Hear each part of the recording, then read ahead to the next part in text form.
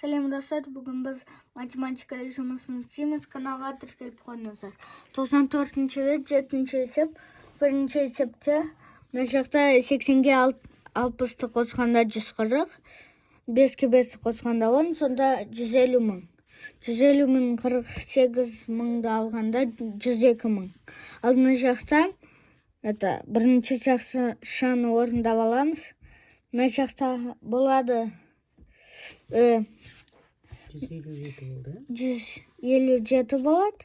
Сосын 157-ден 500 мыңнан 157-ні алғанда 343 мың.